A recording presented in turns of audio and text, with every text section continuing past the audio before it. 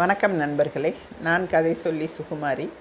ஒரு அம்மா அவங்க வீட்டுக்காரரை பற்றி நிறைய குறைகளை சொல்லிக்கிட்டு இருந்தாங்களாம். ஒரு பெரியவர்கிட்ட இதை போய் முறையிட்டாங்களாம். அவர் என்ன பண்ணியிருக்காரு, அந்த அம்மாவை உட்கார வச்சு, சரிம்மா, அவரை பற்றின குறையெல்லாம் நீங்கள் சொல்கிறீங்க, இன்றைக்கி அவர் செஞ்ச நன்மைகளை பற்றி சொல்லுங்கன்னு கேட்டிருக்கார். அந்த அம்மா அவர் செஞ்ச நல்ல காரியங்களை ஒன்று ஒன்றா ஞாபகப்படுத்தி சொல்லியிருக்காங்க. ஏம்மா, இவ்வளோ நன்மைகளை அவர் செஞ்சுருக்கார், அப்புறம் ஏன் உங்களுக்கு குறை அப்படின்னு கேட்டிருக்கார். என்னை பாராட்ட வேண்டிய நேரத்தில் பாராட்டுறதில்ல, அலட்சியமாக நினைக்கிறார், அதுதான் குறையாக தெரியுதுங்க அப்படின்னு சொன்னாங்க. சரி, இனிமேல் நீங்கள் அவரால் இனி அடையக்கூடிய நன்மைகளை மட்டும் நினச்சி நன்மையே பேசுகிறது அப்படின்னு ஒரு தீர்மானம் பண்ணிக்கங்க, பார்க்கலாம் அப்படின்னு சொல்லியிருக்கார் அந்த பெரியவர். அந்த அம்மாவும் ஒரு வாரம் இதை ஒரு பயிற்சியால் பண்ணி பார்த்தாங்களாம். அவ்வளோதான், அவங்க முகத்தில் ஒரு தனி மலர்ச்சி ஏற்பட்டு போச்சான். ஒருத்தர் மேலே குறையை சொல்கிறத விட அவர் செய்த நல்ல செயலை நினச்சி அவருக்கு பாராட்டும் நன்றியும் சொல்கிறப்ப மன அமைதி ஏற்படும், முகத்தில் புன்சிரிப்பும் வரும், எப்போவும் சந்தோஷமாக இருக்க முடியும். இது ஏதோ வெறும் உபதேசம் இல்லைங்க, அனுபவசாலிகள் சொல்கிற உண்மை இது. ஏன் இந்த உலகத்தில் பிறந்திருக்கோம், இந்த மனிதம் பிறவினுடைய நோக்கம் என்ன, இந்த கேள்விக்கு அந்த பெரியவர், அதாவது நம்ம வேதாத்ரி மகரிஷி ஐயா என்ன சொல்கிறார் தெரியுமா? எனக்கு என்ன தேவைன்னு உன்னை நீயே கேட்டுப்பார், மனநிறைவும் மகிழ்ச்சியும் தான் தேவைங்கிறது புரியும், அதுதான் மனித பிறவியின் பெருநோக்கம் அப்படிங்கிறார் அவர். மனித வாழ்வின் வெற்றிக்கெல்லாம் சிகரமானது மனநிறைவு தான். அதை உணர்ந்து கொள்வது, பயிற்சி செய்கிறது, பயனடைகிறது, இதெல்லாம் ரொம்ப சுலபம், முயற்சி தான் தேவைங்கிறார் இவர். மனித வாழ்வின் வெற்றிக்கெல்லாம் சிகரமானது மனநிறைவு தான்.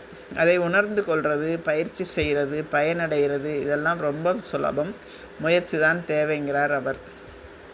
நாம் எங்கே இருக்கோம், எப்படி இருக்கோம், எந்த இடத்துல இருக்கோம்ன்றதை முதல்ல கவனிக்கணும். அதாவது வயசில், வாழ்வில், கல்வியில், செயல் திறமையில், அறிவின் நுட்பத்தில், பொருள் வளத்தில், அதிகாரத்தில் நாம் எந்த நிலைமையில் இருக்கோங்கிறத நல்லா புரிஞ்சுக்கணும். அதை கொண்டு நமக்கு, குடும்பத்துக்கு, சுற்றத்தாருக்கு, ஊருக்கு, உலகத்துக்கு என்ன நன்மை செய்ய முடியும்னு பார்க்கணும். முடிஞ்ச அளவில் செய்யணும். அதை செய்கிறதுக்கு வேண்டிய திறமையை வளர்த்துக்கிறதுக்கு திட்டம் போட்டு முறையான பயிற்சி மூலமாக வளர்த்துக்கணும். ஒரு பெரிய இன்ப ஊற்று உள்ளத்திலே ஊறத் தொடங்கிடும் அப்படின்றார் அவர். எவர்கிட்ட இருந்தும் எதையும் எதிர்பார்க்காதே. எதிர்பார்க்கிறது பெரும்பாலும் ஏமாற்றத்தில் தான் முடியுது. இந்த ஏமாற்றம் இன்ப ஊற்றை அடைச்சிடும் அப்படின்னு சொல்கிறார் அவர்.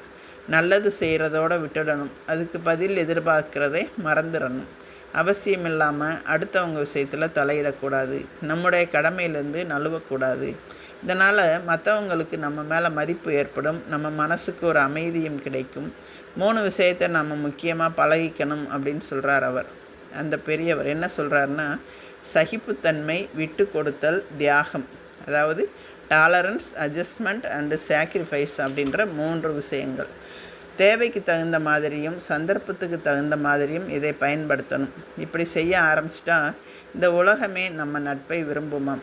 நமக்கு முன்னாடியும் பின்னாடியும் சூழ்ந்தும் ஊடுருவியும் இயற்கையோட பெரிய ஆற்றல் செயல்பட்டுக்கிட்டு இருக்கு, ஒழுங்கு தவறாமல் இயங்கிக்கிட்டு இருக்கு. மனித செயல் ஒவ்வொன்றுக்கும் தகுந்த விளைவை இன்பமாகவோ துன்பமாகவோ கொடுத்துக்கிட்டு இருக்கு. இந்த உண்மையை மறைக்கப்படாது. அந்த பேராற்றலை மதித்து நம்ம செயலில் அளவு, முறை, ஒழுங்கு, இதை நாம் கடைப்பிடிக்கணும். இதுதான் உயர்வான தெய்வ வழிபாடு அப்படிங்கிறது.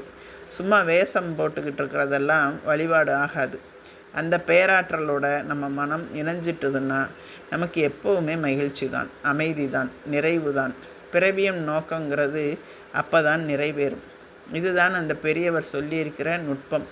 அவர் சொல்கிற நிலைக்கும் நாம் இருக்கிற நிலைக்கும் எவ்வளோ தூரங்கிறத கொஞ்சம் யோசித்து பார்க்கணும். வேறு ஒன்றும் வேணாம் சார், விட்டு கொடுக்குறதுன்னு சொல்கிறாரே, அந்த ஒரு விஷயம் இருக்கா நம்மக்கிட்ட?